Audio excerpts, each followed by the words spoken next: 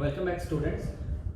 Next type of top-down parser is LL of 1, okay, which is nothing but recursive descent parser with no backtracking.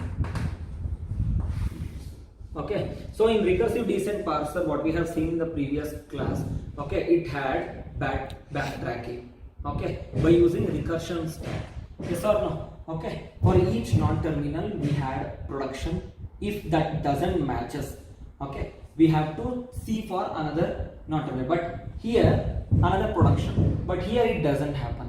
Okay, we have because of parsing table, what we are having, the string which is able to derive, okay, or the production which is able to derive the respective string, only that production it will give.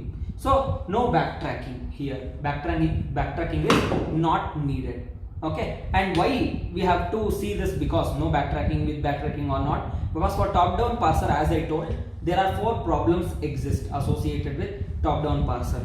Correct. So in that backtracking also it is 1. Okay, so we are avoiding it in this type of parser. What is that parser? LL of 1 parser. Okay, what do you mean by LL of 1? This L indicates, okay, left to right scanning. This indicates what? Left to right scanning. Scanning is done from left to right, the input string. Okay, and this second L indicates it follows leftmost derivation. In ATC also we have seen both the type of derivation, and in the initial, the starting of this module also we have seen. Okay, what do you mean by leftmost derivation? Yes or no? So this elements leftmost derivation is carried. And what is this one? Okay, this indicates how many inputs will be carried. Okay, means one look ahead, one input ahead only we can carry. That is at a single point of time we can see only, we can increment only for one input symbol, one look ahead. Got it? It indicates how many symbols we can look ahead. Understood? So this is nothing but the meaning of LL of 1. Got it? After recursive descent, this is one more predictive parser but with no backtracking. Got it? So before seeing algorithm, let us see example. Before seeing example, okay, here we have 3 main steps. Got it? First step is compute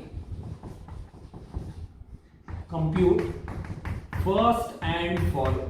These two are functions, got it, which makes an entry to the predictive parsing table.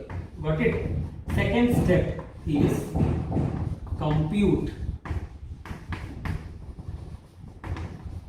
or build predictive parsing table. Third one is, understood?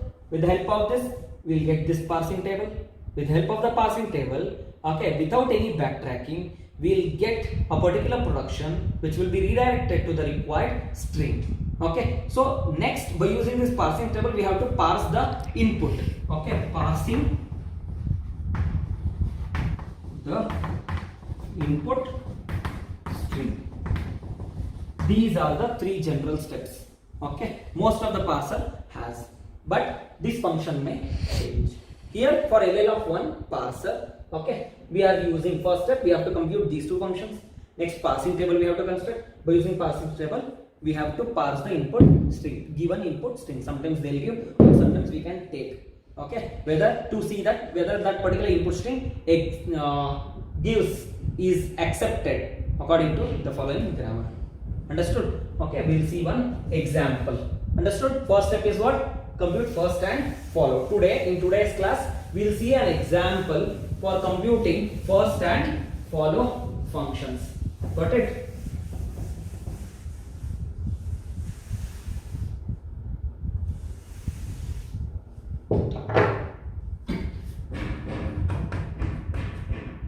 Okay, we'll take, as I said, for top-down parsers.